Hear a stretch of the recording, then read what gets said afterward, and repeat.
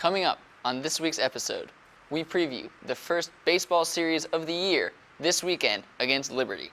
And we find out what Nerlens Noel's injury means to the future of college basketball. This is Capital City Sports.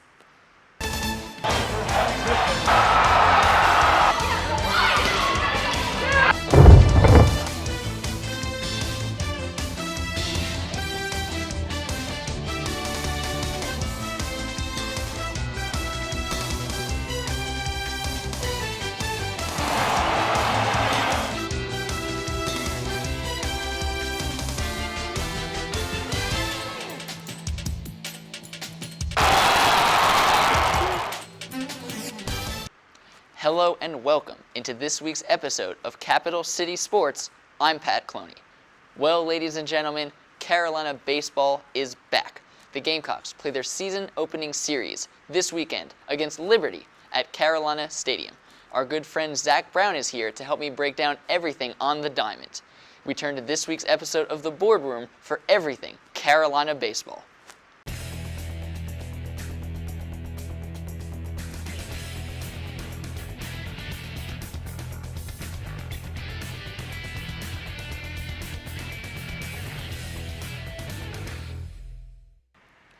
Hello and welcome into this week's episode of The Boardroom. I'm Pat Cloney, joined by my good friend Zach Brown, baseball knowledge extraordinaire. He's here to help us figure out the Gamecocks lineup this weekend in their opening series against Liberty. Zach, we'll start at the top. We've got Tanner English leading off, taking the place of Evan Marzilli from last year in center field. Tell me a little bit about him. Well, Tanner is one of the fastest baseball players in the nation, arguably the fastest. We call him White Lightning here in South Carolina. He's taking the place of Evan Marzilli, like you said, in center field. He's going to dominate the outfield as he did in left field last season. And this season, he's picked up something that is incredibly difficult to do. He's now hitting as a switch hitter, which for those of you who don't know baseball, that means he's hitting from both sides of the plate as a righty and a lefty. He's already fast from the right side of the plate. To have him in the left side of the left box of the plate, an infielder being able to throw him out is going to be a feat that would be simply incredible. I'm interested to see what he can do offensively this season. If he can get his contact up and strike out less, he's going to be a dangerous, dangerous player for the Gamecocks. And we move now to the second spot in the lineup where Joey Pancake will be this year. Freshman standout from last year. He hit his first home run on National Pancake Day, as you well know if you watched ESPN during the College World Series. Zach, tell me a little bit about Mr. Pancake. Well, that is right, Pat. His last name is indeed Pancake, and that is definitely an interesting story. Joey, this season, as head coach Chad Holbrook has stated multiple times, is going to determine how the team as a whole fares this season. He is going to be a pivotal player for the Gamecocks this season. Last year, he hit leadoff for the majority of the baseball games for the Gamecocks. This year, he's transitioned into the number 2 spot. As an offensive player, he's gotten very, very big. If he can spray the ball across the diamond like he did last year, hit line drives gap to gap, and get on base for the power hitters in the lineup to come through and knock him around, we're going to have a great season. And we're talking about the power hitters. We've got a guy in the number 3 spot, a freshman by the name of Max Schrock. He's basically the pride of Carolina's recruiting class this year. Zach, you know a little bit about Mr. Schrock, don't you? Yes, I do. Max Schrock, as a freshman to be hitting in the 3-hole, that is an extraordinary compliment for someone of his age. However, his physical stature and experience in the game don't speak to him as a freshman. These two aspects of him as a baseball player would fit more of a junior or a senior on the baseball field. To be hitting in the 3-hole, as Chad Holbrook has said more than once, is definitely something to be proud of. Chad Holbrook has basically said that he's going to be one of our best offensive players this season. He's basically a little Dan Uggla of the Braves as the second baseman for a professional team. The second baseman isn't technically a power hitter, but this season, expect Schrock to come through with some big line drives and gappers. And now we move to the cleanup spot where we have L.B. Dancer. You remember him from last year, a JUCO college transfer. Really performed well for the Gamecocks last year. We all know the whole Fear the Fish story. He was a huge contributor. Zach, what does he add in that cleanup spot this year? LB, Little Brad Dantzler, has one of the craziest swings I've ever seen, and I've been playing this game a long time. Most violent swings ever? Yes, it is. He swings for the fences, and sometimes That ball just so happens to get there. He's going to be a huge part of our lineup this season. He was the second best power hitter last season, second only to Christian Walker, who now plays for the farm team for the Orioles, as many know. LB this season is going to be expected to have a more consistent appearance at the plate. Last season, he had a lot of fly balls to the outfield that looked like they may get out, but just didn't have the power. This season, we expect him to kind of rein it in and come to the plate with a little more experience at this level and put gappers out there and make solid contact on the ball, hopefully for some more home runs and RBIs. And we move to probably our final power hitter in the lineup. At the 5-hole, we have the catcher, Grayson Griner. Another freshman standout last year. Had some trouble with the strikeouts, but he hopes to improve that this year. Isn't that right? That's right. Grayson Griner can hit the baseball. This is a very, very large person, and when he makes contact, you can tell. He's a very good line drive hitter. He doesn't necessarily lift the ball into the air, which shows poorly on the home run stat. But as a baseball player, a line drive is what you want. Grayson was named to the U.S. All-American Freshman team last year after having an extraordinary season both behind the plate and at the plate. As a freshman, he was one of the best hitters in our lineup and came through numerous times. This season, we expect him, as you've said, to cut down on the strikeouts a little bit and come to the plate as a more seasoned, experienced player and be ready to hit the field and come through for us offensively. Now after Griner, we move to the 6-hole, where we have a JUCO college transfer by the name of Graham Psycho. Zach, I hear you expect great things from him this year. I do. First of all, that name is fantastic. Psycho is a last name, and he says that his teammates and friends and family just call him Psycho, which is amazing. But Graham Psycho, a transfer from Tallahassee Community College, expect him to be a phenom this season for the Gamecocks. He's going to be hitting in the 6-hole as a left fielder. And at Tallahassee Community College last season, this man hit .342, which is a very good batting average, and came through with 10 home runs at the junior college level. While that is a JUCO level, expect him to have a great season this year for the Gamecocks as well. He comes in with experience at a college level, and he's confident that he can come through for the Gamecocks at the plate. So now we'll move to the 7-hole, where we have a bit of an interesting situation. That expects to be the designated hitter position, and we have 3 ball players vying for that spot. Zach, tell me a little bit about each of these guys. Well, the designated hitter position is to fill the gap that the pitcher would usually hit in. Pitchers don't hit in baseball because they're spending all their time learning how to throw the ball. In the DH hole this season, we have 3 people gunning for that spot each game. First, we've got Gamecock returnees Bryson Selleck and Eric Payne. But this season, we have another freshman coming in by the name of Kurt Britt. Both Britt and Selleck are just mammoth baseball players. These guys are big and can hit the baseball.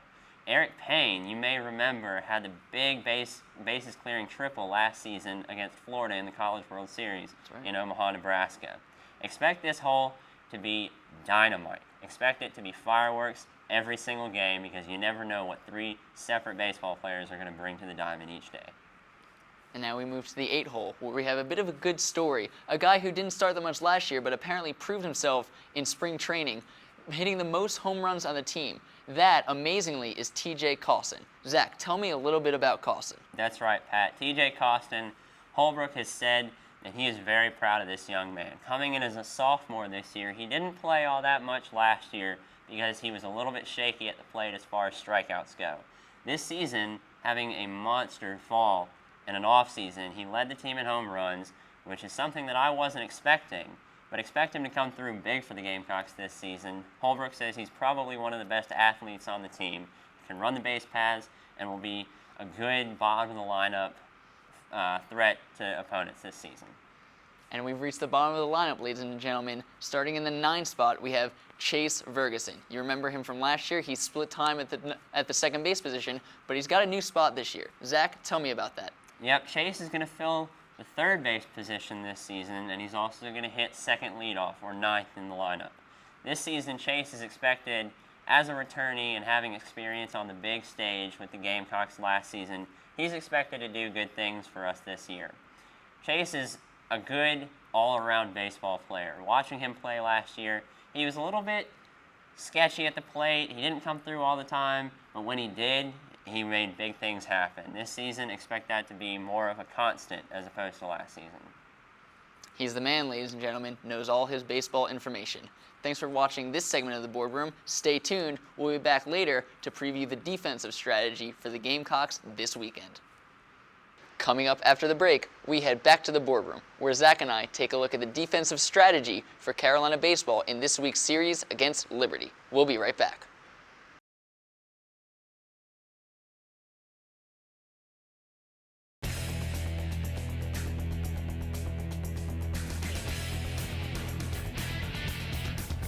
Freshman Jordan Montgomery was on hand. It was the first SEC start of his career.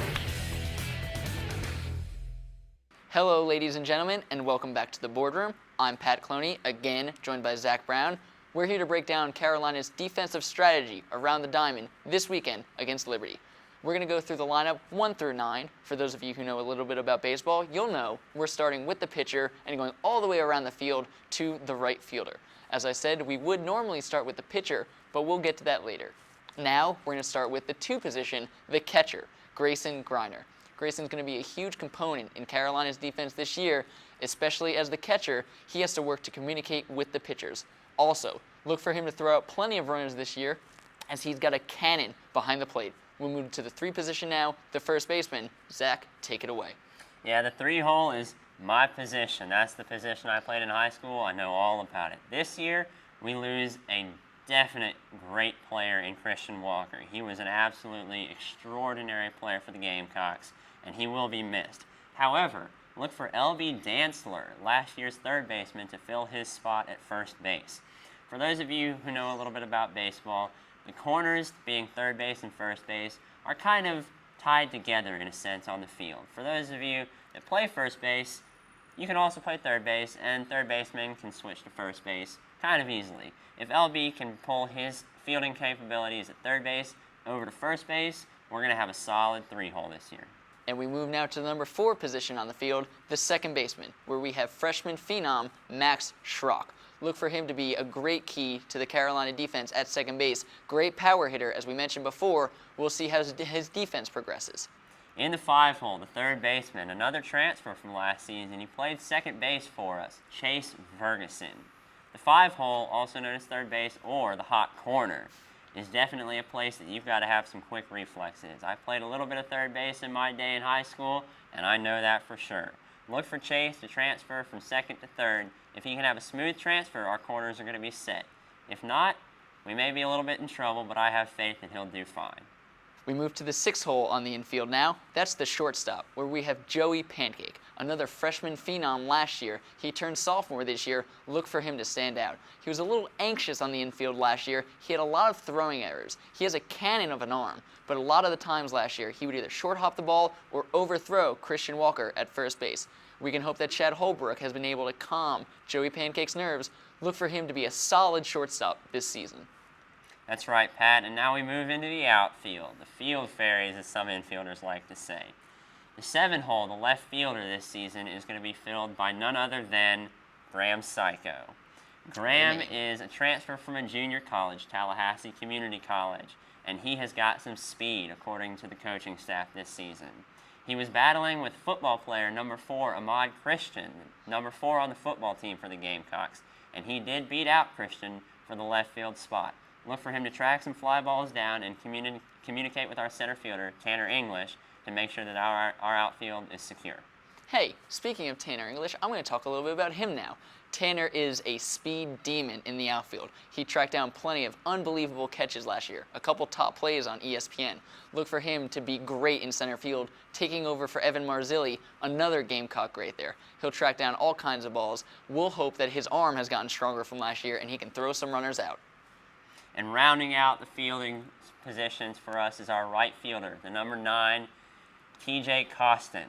Costin, according to Holbrook, is probably one of the greatest athletes on the team. To be an athlete, the definition of an athlete is really a well-rounded person who can fill multiple roles on a sports team. Costin, like we said earlier, looks to have a good season at the plate, but he fills Adam Matthews' role in right field, and Adam Matthews sure was a great player for the Gamecocks. We'll hope that Costin can fill that role well. 1 through 9 all around. That concludes our defensive segment, ladies and gentlemen.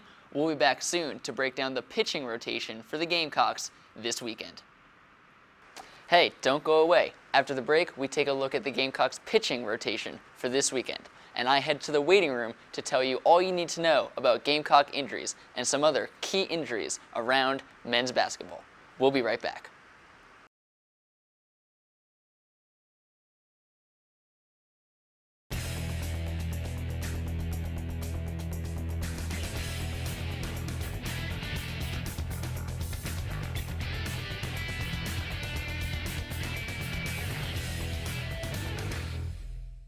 Hello and welcome back to the final segment of the Boardroom. Once again, I'm Pat Cloney, joined by baseball expert Zach Brown. We're here for the final time to take a look at this week's pitching rotation for the Carolina Gamecocks. Zach, we start on Friday afternoon, where Jordan Montgomery will be taking the mound. The tall southpaw was a big standout last year as a freshman, mowing down batters left and right. He looks to be huge for the Gamecocks this season. Zach, tell me a little bit about him. That's right, Pat. At the beginning of the offseason, there was a little bit of question who would take the Friday night role this season for the Gamecocks. However, Montgomery has won the position, and he'll be our starter and our ace this season. Montgomery last season was kind of taken under the wing by Gamecock great Michael Roth. Both Roth and Montgomery have the same arm delivery and motion, and they both play the same kind of baseball. They're not going to overpower you with a fastball, but they are going to play tricky kind of baseball, hit you on the corners, and mix in some off-speed to really get batters confused. Montgomery, according to my sources, has been mowing guys down this spring. Look for him to be a great starter on Friday nights. Now, of course, that source is a shout-out to Garnet Report's own Avery Wilkes, one of our good friends. Hope you're watching out there, Avery. Now, the man that Montgomery beat out, but still looks to be a great contributor to the Gamecock pitching rotation this year, is Colby Holmes. He was our fire thrower last year. He hits gas into the 90s at times. Zach, what else is important about Colby Holmes? That's right, Pat. Colby this year, look for him to be more consistent from the bump. Last year, Holmes hit the mound, and he was definitely a flamethrower, throwing 93, 94 miles an hour, even sometimes getting up into the high mid-90s. For a baseball player, that's hard to hit at the high school level. However, once you hit college, especially Division I, mid-90s is a piece of cake. Look for Holmes to be more consistent in mowing guys down, placing the ball where he wants it, and being just a better all-around pitcher on Saturdays. And our Sunday starter is little 5'8" Nolan Belcher. He's been a big contributor out of the bullpen for the Gamecocks in the past. He was expected to be a starter last year, but had to get rotator cuff surgery. Look for him to be great this year. Zach, what do you know about him? That's right, he is coming off of surgery, and that is the reason he didn't play as much last year as he may have wanted to. He had a fantastic freshman season, looking to be a great player for the Gamecocks in the future. Unfortunately, things don't always turn out the way they seem. Coming off of surgery, look for him to bounce back strong and be a great closeout to weekend series for the Gamecocks. Now, a couple other people to look for at starts this year for the Gamecocks. We have freshman southpaw, 6'6", Jack Wingcoop. He looks to be a huge contributor. We have high hopes for him. And we also have Forrest Kumis, our man out of the bullpen the past couple years. He looks to get a few starts too. Also, another man to look out for is Tyler Webb. He was named to the NCAA's all-stoppers list, as in he will be our 8th inning guy, and he may be one of the nation's best. So look for him to be great this season. Zach, thank you very much for joining us tonight. You've been a key component in our baseball analysis. Ladies and gentlemen, thank you for watching this week's segment of The Boardroom. Well, it's been a while since we took a look at the injury report for the Gamecocks. I'll tell you all you need to know about Carolina basketball and other teams around the nation in this week's segment of The Waiting Room. Hello everyone, welcome to The Waiting Room. I'm Pat Cloney. We have a couple Carolina injuries to report to you today. Lachey Page was declared academically ineligible last week for the Gamecocks. He will be out for the remainder of the season. Meanwhile, Carlton Gethers continues to rehab his fractured left knee. He is also out for the remainder of the season, but look for him to be at 100% at the start of next year. In other news around college basketball, we all witnessed a grotesque injury to Kentucky freshman phenom Nerlens Noel last night at Florida. Noel tore his left ACL, and he is out for the remainder of the season. The injury looks to knock Noel out of the top spot of next year's NBA draft, and also reopens the debate as to whether high school stars should require a year of college eligibility before entering the NBA draft. We'll look at that over the next few weeks and continue to update you. For The Waiting Room, I'm Pat Cloney. Thanks for watching. Thanks, me. Well, that's going to do it for us this week. Thanks for watching. If you want to take a look at any more footage, or you just want to watch this week's episode again, visit us online at sgtv.sc.edu. Make sure to follow us on Twitter at CCS on SGTV, and like us on Facebook. Just search CCS on SGTV. I'd like to thank my good friend Zach Brown for helping us out today, and I also want to send a shout out to Hunter Banks, who had an emergency procedure this morning to get rid of a cyst. Hope you're feeling well, Hunter. For all of us here at Capital City Sports, have a great night, Carolina.